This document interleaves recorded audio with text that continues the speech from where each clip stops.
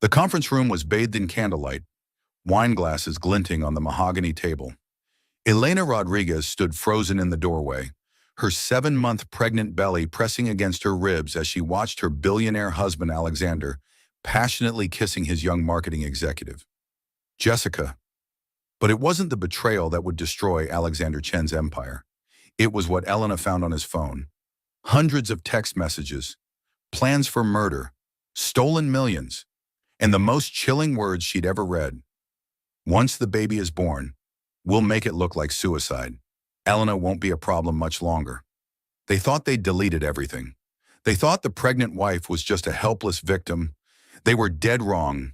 Elena Rodriguez was about to become the most dangerous woman in Manhattan. You're about to witness the most shocking revenge story ever caught on record. Smash that like button if you're ready for justice. Subscribe for more incredible true stories. And buckle up because Elena's about to detonate Alexander's entire world. The gleaming towers of Manhattan stretched endlessly into the gray November sky, their glass facades reflecting the ambitions and dreams of millions. Among them, the Tech Vision Corp building stood like a monument to modern success, 50 floors of steel, glass, and unbridled power. On the 45th floor, in a penthouse that cost more than most people would earn in a lifetime, Elena Rodriguez was preparing what she thought would be a perfect evening for her husband. The marble kitchen countertops gleamed under the soft LED lighting as Elena carefully arranged Alexander's favorite sandwich prosciutto and aged brie on artisanal sourdough. Her 7-month pregnant belly made even simple tasks challenging, but she persevered with the dedication that had defined their 5-year marriage. The baby kicked, and Elena smiled, placing her free hand on her stomach. "Soon, little one," she whispered, "Daddy will be so excited to meet you." Their penthouse was a testament to Alexander's meteoric rise in the tech world. Floor-to-ceiling windows offered breathtaking views of Central Park, while Italian leather furniture and priceless artwork created an atmosphere of refined luxury. The nursery, a masterpiece of soft pastels and handcrafted furniture, waited patiently for its future occupant. Elena had sacrificed her own architectural career to support Alexander's vision. She'd been there through the sleepless nights, the failed pitches, the moments when bankruptcy seemed inevitable. Now, at 35, Alexander Chen was the CEO of a company worth $500 million, and Elena was about to become the mother of his heir. But success had changed him. The warm, passionate man she'd married had gradually become distant, cold, consumed by power and ambition. Their conversations had dwindled to logistics board meetings, charity galas, social obligations. Still, Elena held on to hope that their child would rekindle the love they'd once shared. She glanced at her Cartier watch, an anniversary gift from happier times. 30 p.m. Alexander was working late again, the 4th time this week. The sandwich sat wrapped in the refrigerator, growing cold like their relationship. On impulse, Elena decided to surprise him. She'd bring dinner to his office, just like she used to during their early dating days. Wrapping the sandwich carefully and grabbing a bottle of his favorite wine, she made her way to the private elevator that connected their penthouse to the corporate floors below. The elevator hummed quietly as it descended to the 50th floor, the executive level. These halls were familiar to Elena. She'd designed the layout herself 3 years ago. The modern minimalist aesthetic, the strategic placement of artwork, the flow of natural light, all her vision, executed to perfection. But as the elevator doors opened, something felt different. The usual bustle of late-night workers was absent. The floor seemed eerily quiet, illuminated only by the emergency lighting and the glow from Alexander's corner office. Elena's heels clicked softly against the polished concrete floors as she made her way down the hallway. Then she heard it. Laughter. Soft. Intimate. Unmistakably feminine. Elena's heart began to race. She recognized that laugh. Jessica Morgan, the 26-year-old vice president of marketing whom Alexander had hired 6 months ago. Elena had always felt uncomfortable around Jessica, though she couldn't quite articulate why. Perhaps it was the way Jessica's eyes lingered on Alexander during meetings, or how she always found excuses to stay late when Elena visited the office. The laughter was coming from the private conference room adjacent to Alexander's office. Elena approached quietly, her pregnancy making stealth difficult. Through the slightly open door, she could see the warm glow of candles in a corporate conference room at 8:30 p.m. Her breath caught in her throat. There, on the Italian leather sofa she had personally selected, Alexander and Jessica were locked in a passionate embrace. Jessica's manicured hands tangled in Alexander's hair, while he whispered something in her ear that made her giggle. Wine glasses sat on the coffee table, along with takeout containers from Nobu, their special restaurant, the place where Alexander had proposed to Elena 5 years ago. Elena felt the world tilt beneath her feet. The sandwich slipped from her numb fingers, hitting the floor with a soft thud. Her pregnant belly seemed to press against her lungs, making breathing impossible. But it was what happened next that truly shattered her world. Alexander's phone, lying carelessly on the conference table, lit up with a notification, then another, and another. The constant buzzing of incoming messages was impossible to ignore. Yet the couple remained oblivious, lost in their betrayal. Elena's architectural training had taught her to notice details, and she noticed everything. The way Jessica's dress, a red number Elena recognized from Saks, was draped over a chair. The way Alexander's wedding ring sat abandoned on the table next to the wine. The way they moved together with the familiarity of lovers, not the awkwardness of a first encounter. This wasn't new. This had been going on for a while. Moving with trembling hands, Elena approached the table where Alexander's phone continued its electronic symphony of notifications. Her heart hammered so loudly she was certain they would hear it, but the couple remained absorbed in each other. The phone's lock screen showed dozens of unread messages from Jessica. Elena knew the passcode. It had always been her birthday, December 5th, 12:05. With shaking fingers, she entered the numbers, praying he hadn't changed it. The phone unlocked. What Elena saw in the following moments would be burned into her memory forever. Hundreds of messages stretched back 8 months exactly when Elena had announced her pregnancy. The thread told a story more horrific than mere infidelity. Jessica, I can't wait for this weekend at the Hamptons house. Just you and me. Alexander. I've been thinking about leaving Elena. This pregnancy complicates things, but maybe it's a blessing in disguise. Jessica. What do you mean, Alexander? Once the baby is born, I'll have grounds for custody. Elena's been so emotional lately, I could claim postpartum depression, have her declared unfit. Elena's hands shook so violently, she nearly dropped the phone. She scrolled back further, each message a dagger to her heart. Jessica, I saw Elena at the doctor's office today. She looked so happy about the baby. If only she knew Alexander. She's useful for now. The pregnancy gives me good PR, the family man's CEO. But once it's over, Jessica, you said she was just a breeding mare. I can't wait until she's gone. The messages became more explicit, more cruel. Photos Jessica had sent, plans for romantic getaways funded by company money, discussions about Elena's accidents that could happen after the birth. But it was the most recent exchange that made Elena's blood turn to ice. Alexander, Elena's been suspicious lately. She asked too many questions about my schedule. Jessica, maybe it's time to accelerate our timeline. I know people who could arrange an accident during delivery. Complications happen all the time. Alexander, let me think about it. But you're right, she can't get in our way much longer. Elena clutched her pregnant belly, feeling the baby kick as if sensing her distress. They weren't just planning to leave her. They were planning to kill her. The phone slipped from her nerveless fingers, clattering onto the marble floor. The sound echoed through the conference room like a gunshot. Alexander and Jessica sprang apart, their faces transforming from passion to shock to rage in seconds. Elena! Alexander's voice was sharp, angry, not embarrassed or apologetic, but furious at being caught. What the hell are you doing here? Jessica smoothly reached for her dress, slipping it on with practiced ease. Her expression showed no shame, only mild annoyance, like someone interrupted during a minor inconvenience. I, I brought you dinner, Elena whispered, her voice barely audible. By sneaking around and going through my phone. Alexander stood, not bothering to button his shirt. This is exactly the kind of paranoid behavior I was talking about. Elena, the pregnancy has made you irrational. Elena stared at him in disbelief. Even caught red-handed, he was turning this around on her. I saw the messages, she said, her voice growing stronger. I know everything. The money you've been stealing from the company, the plans you've made, the threats.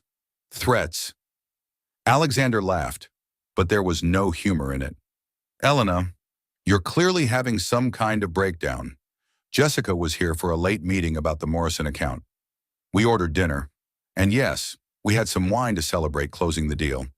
If your paranoid mind interpreted innocent business interactions as something else, that's your problem. Jessica stepped forward, her expression sympathetic but cold. Elena, honey, I think the stress of pregnancy might be affecting your judgment. Alexander loves you so much he's constantly worried about your emotional state. Elena felt like she was drowning. These two people, caught in the most compromising situation possible, with damning evidence on Alexander's phone, were calmly gaslighting her into believing she was insane. I read the messages, Elena repeated, her voice stronger now. I have proof. Alexander's expression darkened. In 2 quick steps, he reached the phone and snatched it up, his fingers flying over the screen. Proof of what? He said, showing her the device. There's nothing here but work communications. Elena grabbed the phone, frantically scrolling through the messages. They were gone. All of them. The entire thread with Jessica had vanished, replaced by innocuous work-related texts about meetings and presentations. That's impossible, Elena breathed. They were here. Hundreds of messages about killing me, about the money. Elena. Alexander's voice was patient, condescending, the tone one might use with a confused child. There's nothing there because there was nothing there. You're having pregnancy-induced paranoia. It's more common than you think. Jessica nodded sympathetically. My sister went through the same thing with her second pregnancy. The hormones can make you see threats that aren't there. Elena looked between them, seeing their calm, concerned expressions, and for a moment, doubt crept in. Could she have imagined it all? The messages had seemed so real, so detailed, but the phone showed nothing now. Then she remembered the automatic cloud backup on Alexander's phone. Everything was stored on the company servers. The messages might be deleted from the device, but they would still exist in the backup files.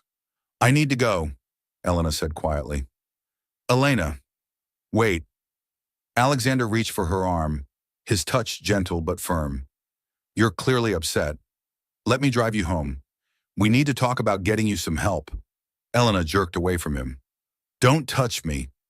The mask slipped for just a moment, and Elena saw something cold and calculating in Alexander's eyes before the concerned husband expression returned.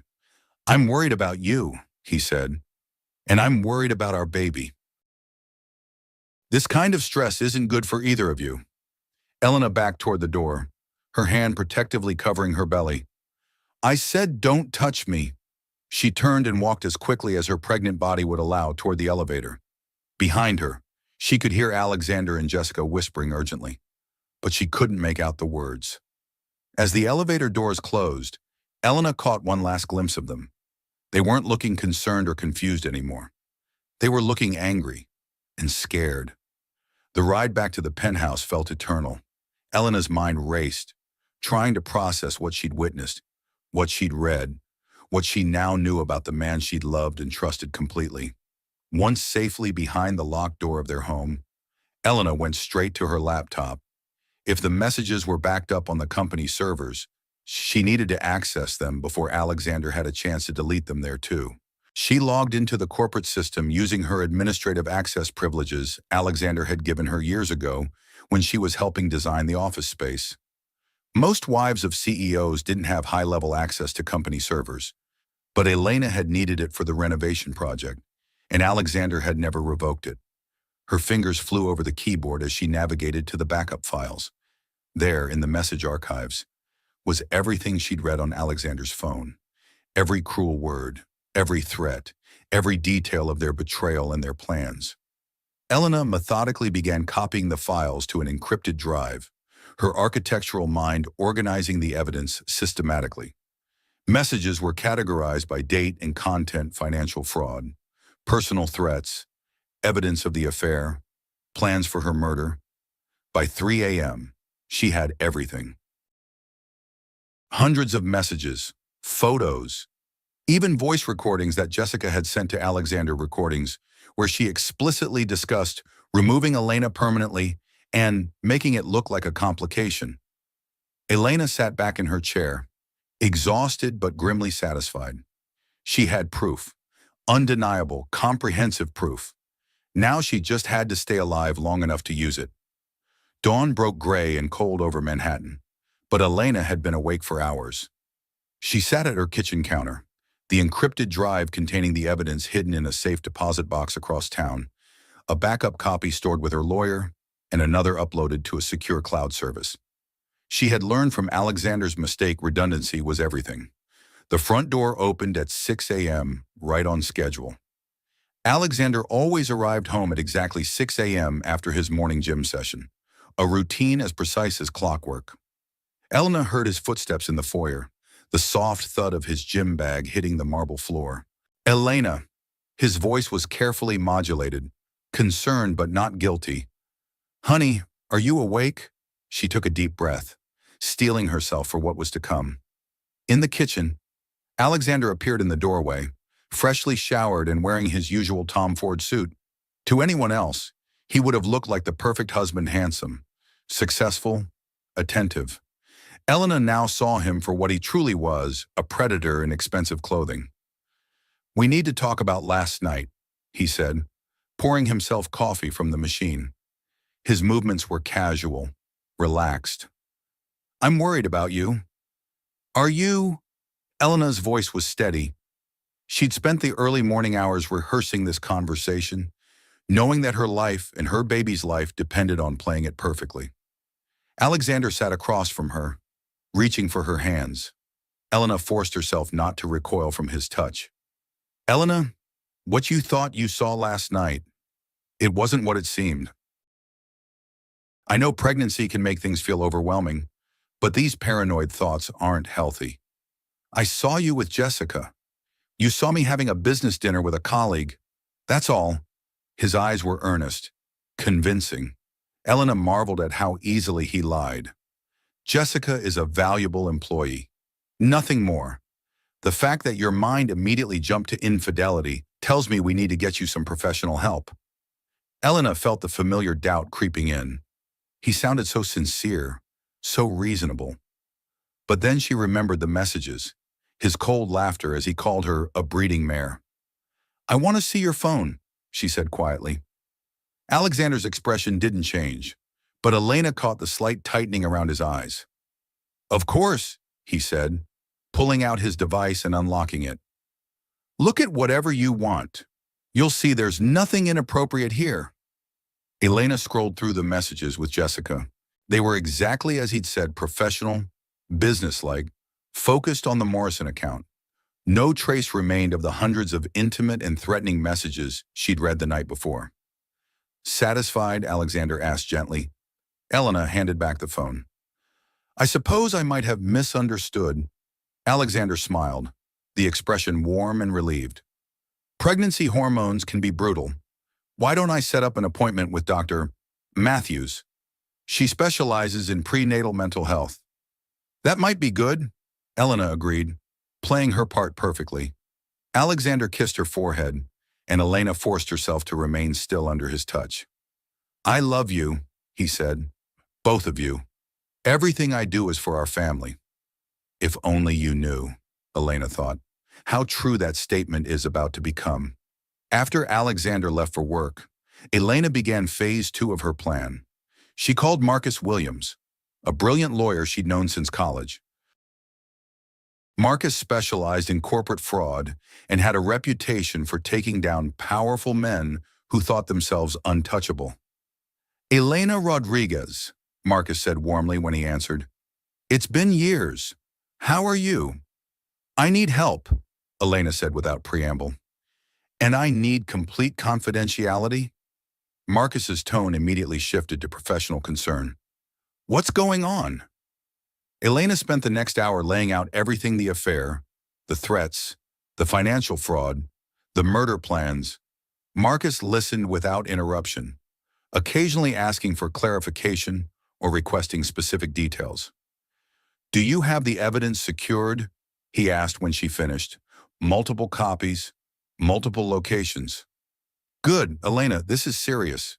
If what you're telling me is accurate, you're in immediate physical danger. We need to move fast. What do you recommend? First, we document everything with law enforcement. The SEC will want to know about the financial crimes, and the FBI will be very interested in the conspiracy to commit murder. Second, we get you somewhere safe. If Alexander suspects you have evidence, he might accelerate his timeline. Elena touched her belly, feeling the baby kick restlessly. How long do we have, based on what you've told me about their conversations? Probably not long. Can you meet me this afternoon? I know a safe house where you can stay while we build the case. I'll be there. Elena spent the morning preparing. She packed a small bag with essentials, withdrew cash from a personal account Alexander didn't know about, and made copies of important documents. Most crucially, she set up a digital dead man switch if she didn't check in every 12 hours. The evidence would automatically be sent to the FBI, SEC, and major news outlets. At 2 p.m., she was supposed to meet Marcus at his office in Midtown. She never made it.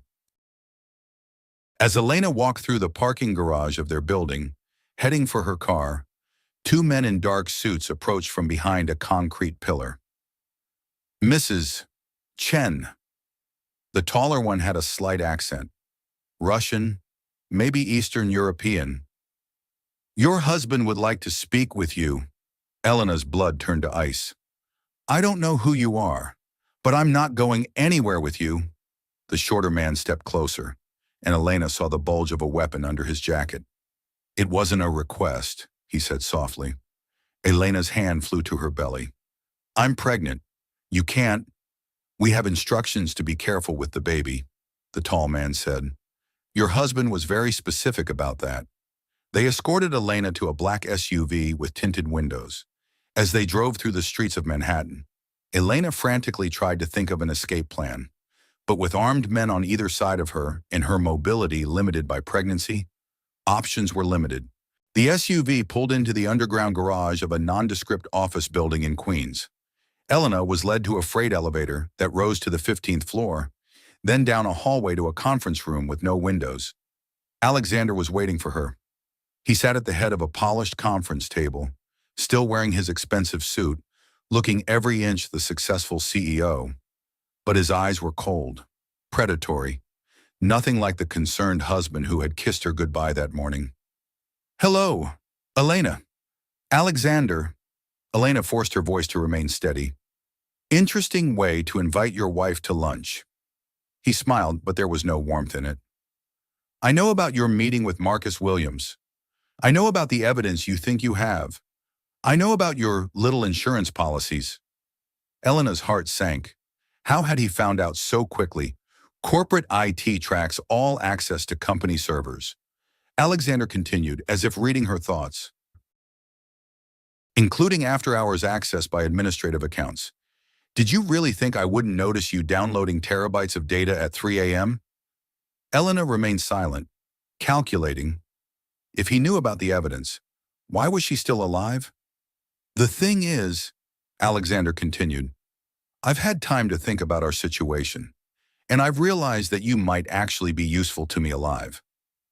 How generous of you, Alexander chuckled. You always did have spirit. It's one of the things I first loved about you. His expression hardened. But spirit without intelligence is just stupidity. Do you want to know what's going to happen now? Elena said nothing, but her hand protectively covered her belly. You're going to suffer a tragic mental breakdown, Alexander explained conversationally. The stress of pregnancy, combined with paranoid delusions about your loving husband, will require immediate psychiatric intervention. You'll be committed to a private facility, very discreet, very secure. After the baby is born, your condition will deteriorate. Sadly, you'll take your own life, unable to cope with postpartum depression. And you get everything, Elena said quietly. The baby, the inheritance from my parents, the clean reputation. Exactly. With a properly documented history of mental illness, no one will question the timeline. Jessica will be wonderfully supportive during my time of grief. We'll marry in about 18 months, respectfully waiting after your tragic death. Elena felt something cold and sharp crystallize in her chest. This man had once been her husband, her partner, the father of her child. Now he was calmly describing her murder as if discussing a business merger. There's just one problem with your plan, Elena said. Oh, what's that? Elena smiled, and for the first time since this nightmare began, it was genuine. You're assuming I came here unprepared. Alexander's confident expression flickered slightly. As I said, Elena continued, I know you track server access. I knew you'd discover the downloads. I even knew you'd have me followed when I tried to meet Marcus. Then you walked right into a trap. No, Elena said, pulling out her phone. I laid one. She held up the device, showing a recording app that had been running since she entered the building. Every word you've said in the last 10 minutes has been recorded and automatically uploaded to a secure server. Your confession to planned murder, your description of the kidnapping, your threats against me and our child, all of it documented and distributed to multiple recipients. Alexander's face went white. You're bluffing. Am I? Elena stood, her movements calm and deliberate despite her pregnancy. Marcus Williams received the recording 5 minutes ago. So did Agent Sarah Chen at the FBI. She's very interested in cases involving threats against pregnant women. The SEC has the financial evidence, and the media outlets will have everything within the hour? That's impossible. We took your phone when you got in the car. Elena smiled wider. You took a phone, not necessarily my phone. I may be pregnant, Alexander, but I'm not stupid. I've been recording every conversation since last night, using equipment you've never seen. The conference room door burst open. FBI agents flooded in, weapons drawn, shouting commands for everyone to get on the ground. Elena Rodriguez, a tall woman with graying hair, approached, her badge clearly visible. Agent Sarah Chen, are you injured? I'm fine, Elena said, though her hands were shaking with adrenaline. The baby's fine too. Agent Chen nodded to her team, who were already cuffing Alexander and his associates. Mr. Alexander Chen, Agent Chen announced formally, you're under arrest for conspiracy to commit murder, racketeering, fraud, and kidnapping. You have the right to remain silent. As the agent continued reading Miranda rights, Elena watched her husband's face transform from shock to rage to desperate calculation. Even now, she could see him thinking, planning, looking for an angle to escape consequences. This isn't over, Alexander hissed as the agents led him toward the door. You have no idea what you've started. Elena met his eyes steadily. Yes, I do. I've started the end of your story and the beginning of mine. 3 months later, Elena stood in the marble lobby of the federal courthouse in Lower Manhattan, her newborn daughter Isabella sleeping peacefully in her arms. The media circus outside was intense: cameras, reporters, protesters, both supporting and condemning her. But inside the courthouse, Elena felt a strange sense of calm. Today was Judgment Day. The courtroom was packed beyond capacity. Elena recognized faces from the financial world, tech industry executives, women's rights advocates, and curiosity seekers drawn by the sensational nature of the case. The prosecution had built an airtight case using Elena's evidence, and additional investigations had uncovered a web of corruption that reached far beyond Alexander's initial crimes. Jessica Morgan sat at the defendant's table next to Alexander, her designer clothes and professional makeup unable to hide the strain of the past 3 months. Her own lawyer had tried to negotiate a plea deal, but the prosecution had refused. The evidence was too strong, the crimes too serious. Elena took her seat in the front row, Isabella cradled against her chest. Marcus Williams sat beside her, reviewing his notes for his upcoming testimony. As her civil attorney, he would present the case for damages once the criminal proceedings concluded. All rise for the Honorable Judge Patricia Morrison. Judge Morrison was a stern woman in her 60s, known for her no-nonsense approach to white-collar crime. She had reviewed all the evidence in chambers and seemed unimpressed by the defense's attempts to claim that Elena had manipulated or fabricated the recordings. "Mr. Chen," Judge Morrison addressed Alexander directly, "you have pled not guilty to all charges. However, the evidence presented by the prosecution appears to be overwhelming. Do you wish to change your plea at this time?" Alexander's defense attorney, an expensive criminal lawyer named David Rothstein, whispered urgently in his client's ear. Alexander shook his head firmly. "No, Your Honor. My client maintains his innocence." Judge Morrison's expression suggested she found this position less than credible, but she nodded professionally. "Very well. Mr. Prosecutor, please present your case." Assistant District Attorney James Morrison, no relation to the judge, stood and approached the jury. He was a career prosecutor who specialized in complex financial crimes, and he had spent months preparing for this moment. "Ladies and gentlemen of the jury," he began, "over the next several days, you will hear a story that seems almost too evil to believe. You will hear recorded conversations in which a husband and father plans the murder of his pregnant wife. You will see financial records documenting the theft of millions of dollars from company shareholders. You will witness evidence of a conspiracy so callous, so calculating, that it challenges our basic understanding of human decency." Elena watched the jurors' faces as the prosecutor spoke. Several looked shocked already, and he hadn't even presented the evidence yet. The defendant, Alexander Chen, is not the successful businessman he pretends to be. He is a criminal who used his position of trust to steal, to threaten, and ultimately to plan murder. The evidence will show beyond any reasonable doubt that Mr. Chen conspired with his co-defendant, Jessica Morgan, to kill his wife Elena Rodriguez Chen after she gave birth to their child. The prosecutor gestured toward Elena. "Mrs. Chen is here today, alive and well, only because of her own intelligence and courage. She uncovered this plot, documented it thoroughly, and worked with law enforcement to protect not only herself, but the shareholders and employees who were being victimized by Mr. Chen's criminal enterprise." Elena held Isabella closer as the prosecutor continued outlining the case. The baby slept through the proceedings, unaware that her father sat just yards away, unaware of the violence that had been planned against her mother. The first witness was FBI agent Sarah Chen, who testified about the investigation and the evidence recovery. She explained how Elena's recordings had provided crucial probable cause for search warrants, which led to the discovery of additional evidence hidden in offshore accounts and encrypted communications.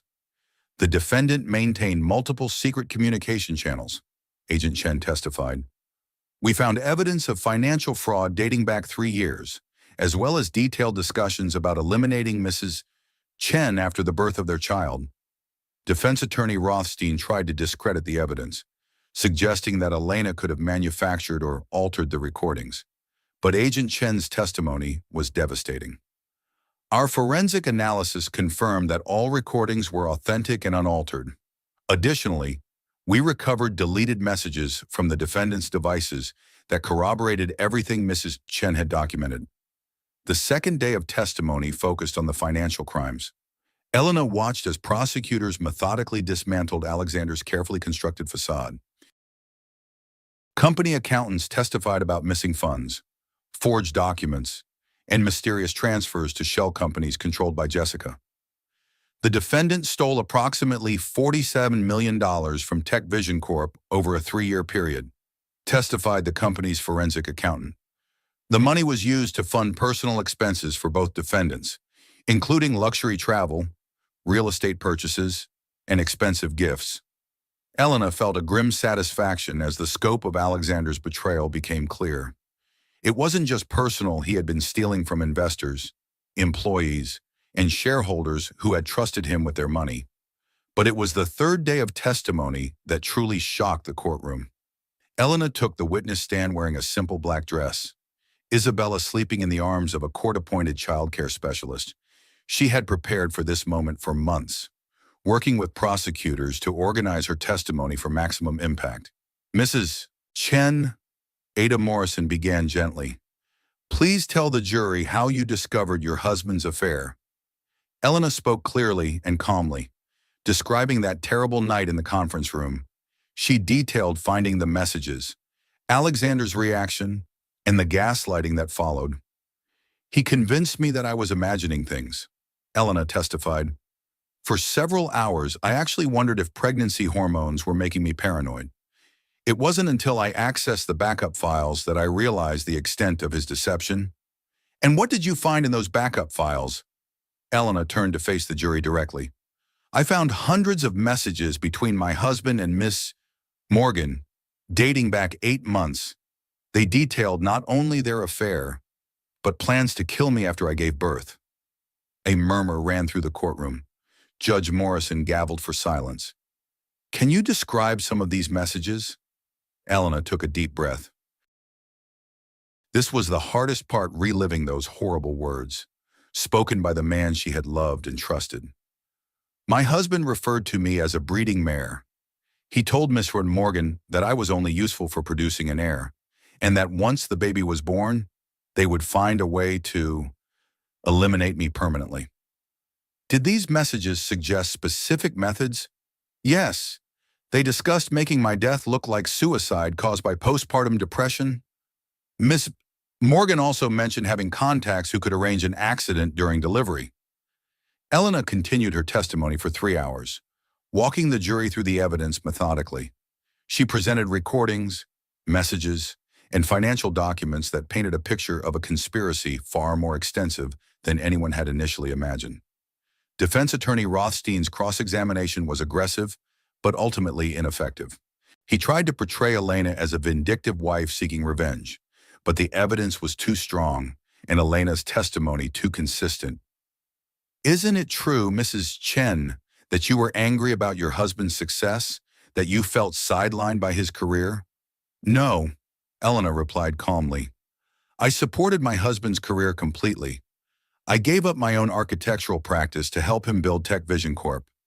I was proud of his success because I considered it our success. But you must have been jealous of Miss Morgan's position in the company. I was concerned about the amount of time they spent together. Yes, but that concern proved to be justified, didn't it? Rothstein tried several more angles of attack, but Elena remained composed and credible throughout. Her testimony concluded with a moment that would be replayed on news programs for weeks. Mrs. Chen, Ada Morrison asked in redirect, knowing everything you know now, is there anything you would have done differently? Elena considered the question carefully. I would have trusted my instincts sooner. I would have acted faster to protect myself and my daughter. But I don't regret exposing the truth. My husband was not only planning to kill me, he was stealing from thousands of people who trusted him. Someone had to stop him. And if you could say anything to your husband now, what would it be? Elena turned to look directly at Alexander for the first time since entering the courtroom. He met her gaze, his expression unreadable. I would tell him that actions have consequences, Elena said quietly. He taught me that everything in life is a transaction. Well, this is his bill coming due. The recording evidence was played for the jury on day 4. The courtroom listened in stunned silence as Alexander's voice filled the room, coldly discussing plans for Elena's murder. The pregnancy gives me good PR, the family man's CEO. But once it's over, we need to move fast. Elena's been suspicious lately. Maybe it's time to accelerate our timeline. With a properly documented history of mental illness, no one will question the suicide. Several jurors looked visibly disturbed. One woman was crying openly. Even Judge Morrison appeared shaken by the casual cruelty in Alexander's voice. Jessica's recorded voice was equally damning. I know people who could arrange an accident during delivery. Complications happen all the time. She's just the obstacle now. Once she's gone, we can have everything we want. The defense had no effective response to the recordings. Audio analysis confirmed their authenticity, and the content was too specific and detailed to have been fabricated. On day 5, the prosecution rested its case. The defense called character witnesses for Alexander business associates who testified about his professional reputation and philanthropic activities. But their testimony seemed hollow in the face of Alexander's own recorded words. Jessica's defense team tried a different strategy, portraying her as a young woman manipulated by a powerful older man. But the recordings made clear that she had been an eager and active participant in the conspiracy. Closing arguments lasted an entire day. Ada Morrison delivered a passionate summation that left the courtroom in absolute silence. Ladies and gentlemen, this case is about the most fundamental violation of trust imaginable. Alexander Chen swore to love, honor, and protect Elena Rodriguez.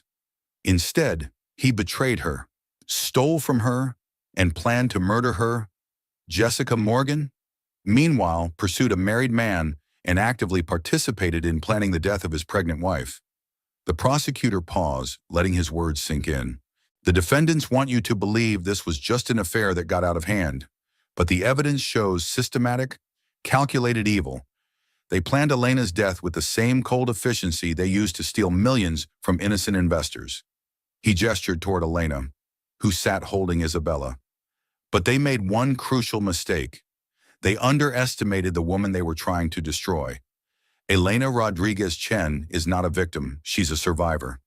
She's a hero who saved not only herself and her child, but exposed a criminal conspiracy that could have continued for years. The jury deliberated for 6 hours. When they returned, the foreman stood and delivered the verdicts in a clear, strong voice. On the charge of conspiracy to commit murder, guilty. On the charge of racketeering, guilty. On the charge of fraud, guilty. On the charge of kidnapping, guilty. Alexander's face remained impassive as each guilty verdict was read, but Elena could see his hands trembling slightly. Jessica broke down completely, sobbing as the reality of her situation became clear. Judge Morrison scheduled sentencing for the following month, but she addressed the defendants immediately. Mr. Chen, Miss Morgan, I have presided over criminal cases for 23 years. In that time, I have seen every variety of human weakness and cruelty, but I have rarely encountered such calculated evil as you have displayed in this case. She turned specifically to Alexander. You held a position of tremendous trust as a CEO, as a husband, as a father. You violated that trust in every possible way. Your crimes were not committed in passion or desperation, but with cold calculation and complete disregard for human life. The judge's voice hardened. When you are sentenced next month, you will face the full consequences of your choices. I can promise you that. As court adjourned, Elena felt an overwhelming sense of relief. Justice was not yet complete, sentencing remained, but the truth had been told and believed. Alexander was led away in handcuffs, but he turned back once to look at Elena. She met his gaze steadily, no longer the terrified pregnant woman he had tried to destroy. She was stronger now, harder, transformed by fire into something unbreakable. It's over, Marcus whispered as they gathered their belongings. Elena looked down at Isabella, who was finally waking up, her tiny fists stretching toward the courtroom lights. No, Elena said softly. It's just beginning. 6 weeks later, Elena stood in the same courtroom for sentencing day. The media attention had only intensified. Her story had become a symbol of female empowerment and corporate accountability. Book publishers, movie producers, and speaking bureau agents had all reached out with offers. But today, Elena was focused on only one thing: watching justice be served. Judge Morrison entered the courtroom with an expression of grim determination. She had clearly given considerable thought to the sentencing, and her opening remarks left no doubt about her intentions. "The court has received numerous letters regarding sentencing in this case," she began. "Character references for both defendants, but also hundreds of letters from women who have found inspiration in Mrs. Chen's courage. The court has also received detailed victim impact statements that paint a clear picture of the harm caused by these crimes." Elena had submitted a 20-page victim impact statement, detailing not just the emotional trauma, but the financial damage Alexander's crimes had caused to shareholders, employees, and business partners. "Mr. Chen," Judge Morrison addressed Alexander directly, "please stand for sentencing." Alexander rose, flanked by his attorney. He had lost weight during his time in jail, and his usually perfect appearance was disheveled. The powerful CEO was gone, replaced by a man facing the consequences of his choices. "The court sentences you to 25 years in federal prison for conspiracy to commit murder, to run concurrently with 15 years for racketeering, 12 years for fraud, and 8 years for kidnapping. You will be eligible for parole in 20 years. Alexander showed no visible reaction, but Elena saw his shoulders slump slightly. "Additionally," Judge Morrison continued, "you are ordered to pay $47 million in restitution to Tech Vision Corp shareholders, plus an additional $25 million in civil damages to Mrs. Chen." Elena felt a surge of vindication. The financial judgment would ensure that Alexander could never profit from his crimes, and the restitution would help repair some of the damage he had caused. "Miss Morgan," the judge turned to Jessica, "please stand for sentencing." Jessica's transformation was even more dramatic than Alexander's.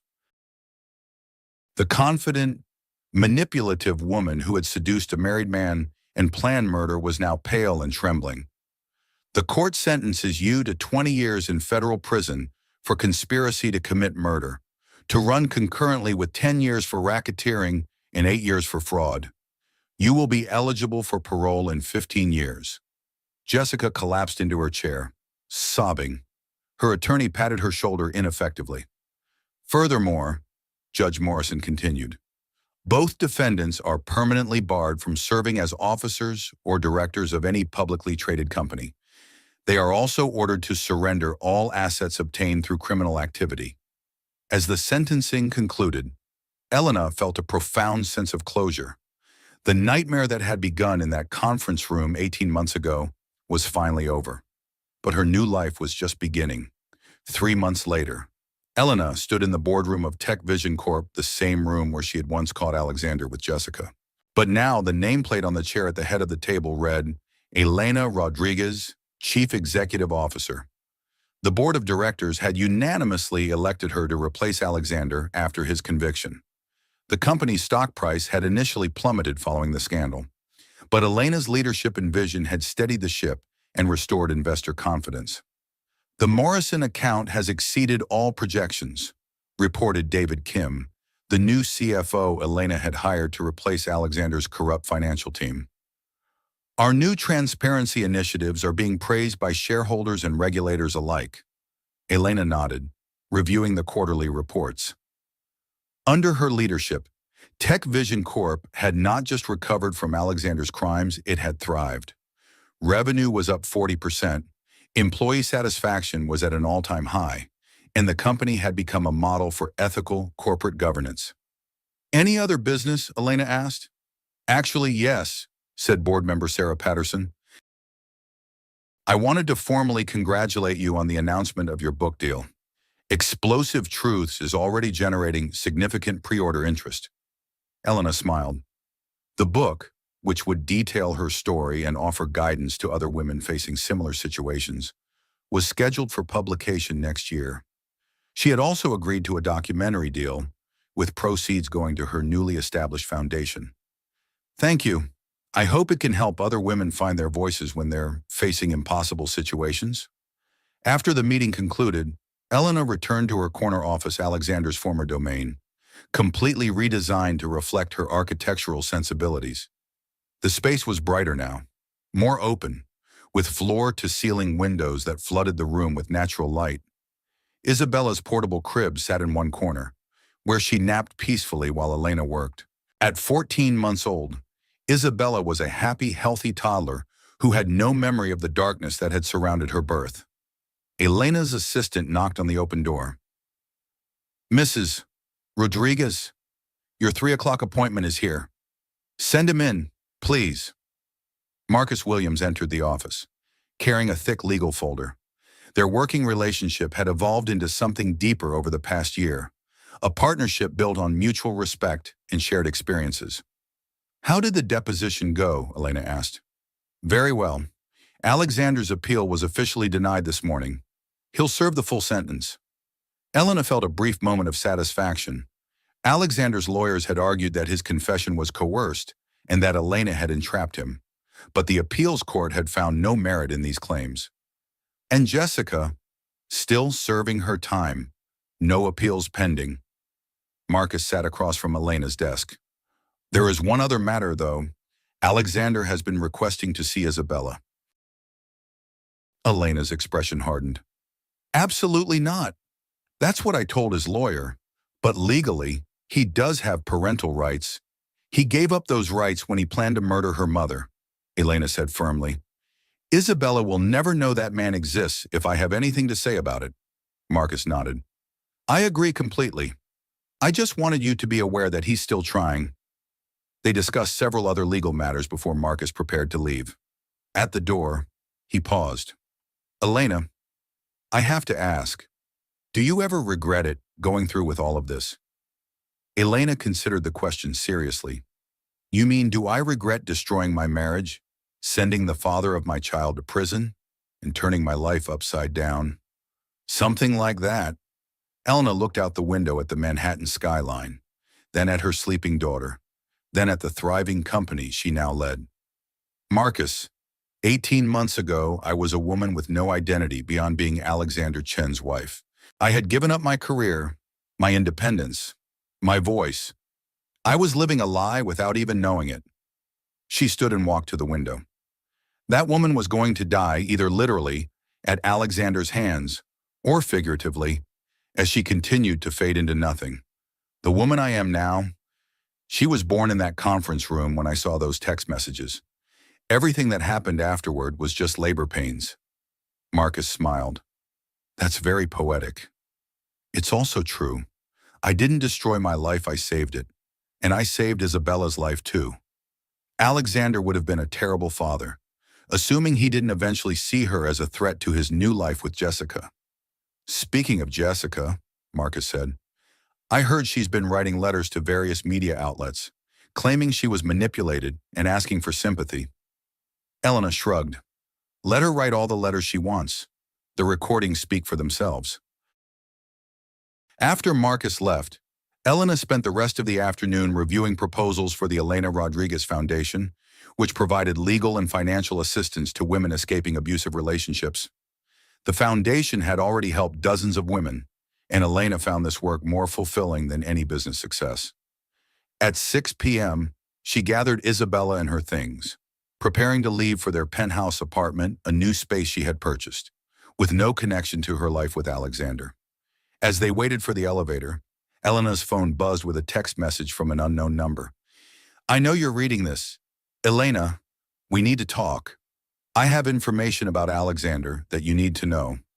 Meet me tomorrow at Cafe Luna, 2 p.m. Come alone. A friend." Elena stared at the message, her blood running cold.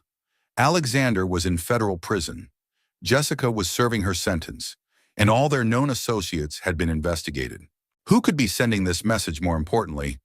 What information about Alexander could still be relevant? Elena deleted the message without responding, but she couldn't shake the feeling that her ordeal was not quite over. The next morning, Elena's security consultant, a former FBI agent named Tom Brady, reviewed the mysterious text message with her. "It could be a crank," Brady said. "You've gotten a lot of media attention. Some people are drawn to that. But you don't think so." "No, I don't. The phrasing suggests someone with real information, and the fact that they know your private number is concerning."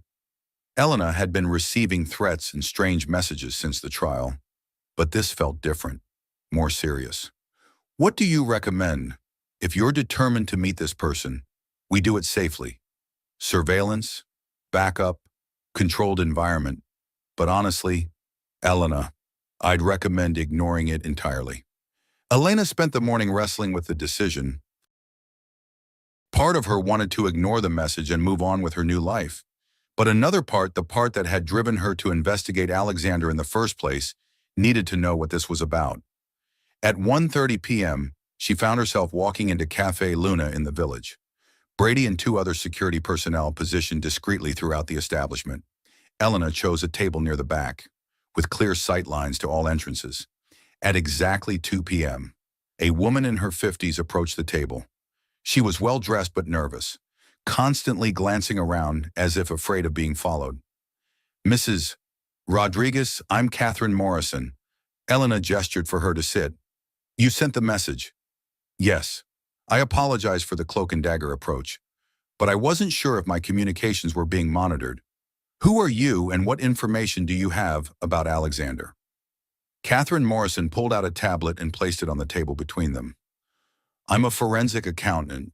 I've been investigating Alexander Chen's financial activities for the past 3 years, under contract with several insurance companies and investment firms." Elena leaned forward, interested despite her caution. "What I discovered," Catherine continued, "goes far beyond what came out in the criminal trial. Alexander wasn't just stealing from Tech Vision Corp. He was running a sophisticated money laundering operation involving at least 12 other companies and possibly organized crime connections." The tablet displayed a complex web of financial transactions, shell companies, and international transfers. The money he stole from Tech Vision was just the tip of the iceberg. Over the past 5 years, Alexander moved approximately $200 million through various illegal channels. Some of that money belongs to very dangerous people. Elena felt her blood run cold. "What does this have to do with me? Some of these people believe you have information about where their money is hidden. Alexander apparently told them that you were involved in his operations, that you helped manage the offshore accounts. That's completely false. I never had anything to do with his business dealings beyond supporting his career." "I believe you," Catherine said, "but they don't. And they're starting to ask questions about why you're living so comfortably while their money remains missing." Elena's mind raced. "How immediate is this threat?" "I don't know, but my sources suggest that some very serious people are planning to approach you soon. They want their money back, and they think you can lead them to it." Elena thanked Catherine for the information and arranged to meet again the following week. As she left the cafe, her mind was spinning with the implications of what she'd learned. Back in her office, Elena called an emergency meeting with Marcus, Tom Brady, and David Kim from Tech Vision's finance department. "We need to conduct a complete forensic audit of every account Alexander had access to," Elena announced. "If there's missing money that belongs to organized crime, we need to find it before they come looking for it." The investigation took 2 weeks. What they discovered was staggering. Alexander had indeed been running a massive money laundering operation, using Tech Vision Corp as a front for moving illegal funds. Millions of dollars in drug money, arms dealing profits, and extortion payments had been funneled through fake consulting contracts and overseas investments. Most concerning was the discovery that Alexander had created several accounts in Elena's name. Without her knowledge or consent, to outside observers, it would appear that she had been a willing participant in the money laundering scheme. "This is why he wanted to kill me," Elena realized during one late-night strategy session. It wasn't just about the affair or the inheritance. If I had died, these accounts would have been discovered during estate proceedings, and everyone would have assumed I was Alexander's partner in crime. He would have been the grieving widower whose wife had secretly been involved in criminal activities. Marcus nodded grimly. "It's actually brilliant, in a sociopathic way. Your death would have explained the missing money and cleared Alexander of suspicion." "So what do we do now?" Tom Brady answered. "We cooperate fully with law enforcement, document everything that proves your innocence, and prepare for the possibility that Alexander's criminal associates will make contact." They didn't have to wait long. 3 days later, Elena received a call at her office from a man with a slight accent, possibly Italian or Eastern European. Mrs. Rodriguez, my name is Dimitri. I represent certain business interests that have been affected by your husband's financial irregularities. Elena activated the recording system that had been installed on all her phones. I don't know what you're talking about, she said calmly. I think you do. Your husband was holding approximately $50 million that belongs to my associates. That money has disappeared. We believe you know where it is. I don't, and Alexander is my ex-husband. I have no connection to his business activities. Mrs. Rodriguez, my associates are not patient people. They want their money, and they will get it one way or another. If you cooperate, this can be resolved peacefully. If you don't, the line went dead. Elena immediately called Tom Brady and Marcus. Within an hour, FBI agents were in her office. Recording devices were being installed throughout her apartment and office, and a protection detail was being arranged. This is actually an opportunity, explained Agent Sarah Chen, who had led the original investigation into Alexander. We've been trying to identify and prosecute these money laundering networks for years. If they approach you directly, we can finally get the evidence we need. Elena felt like she was living through a nightmare again, but this time she was prepared. The frightened pregnant woman who had stumbled onto Alexander's conspiracy was gone, replaced by someone who understood how to fight back. Over the next month, Elena worked closely with the FBI to track down the missing money and identify the criminal network Alexander had been working with. The investigation led to a massive multi-agency operation that ultimately resulted in dozens of arrests and the recovery of over $100 million in stolen funds. Elena's role as an informant remained secret, but her cooperation was instrumental in dismantling one of the largest money laundering operations in New York's history. When it was all over, Agent Chen paid Elena a final visit. You know, the agent said, in my 20 years with the Bureau, I've never seen a civilian adapt to this kind of situation the way you have. You could have hired bodyguards, and hoped the problem would go away. Instead, you fought back. Elena smiled. I learned something important during this whole experience. The only way to truly be safe is to make sure the people who threaten you can't threaten anyone else. Any regrets? Elena looked out her office window at the city skyline, then at Isabella playing with toys in her corner of the office. None at all.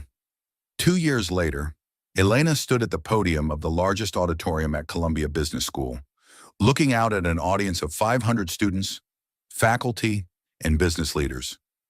Her book, Explosive Truths from Betrayal to Billions, had just hit #1 on the New York Times bestseller list, and she was in demand as a speaker on topics ranging from corporate ethics to personal empowerment. When I discovered my husband's betrayal, Elena told the rapt audience, I had a choice. I could have remained a victim, or I could have become a survivor. I chose to become something more. I chose to become a force for justice. The audience erupted in applause. Elena had told her story dozens of times now, but it never got easier. Reliving those dark months was always painful, but she knew the message was important. Today, Tech Vision Corp is valued at over $2 billion. We employ 5,000 people and have become a model for ethical business practices.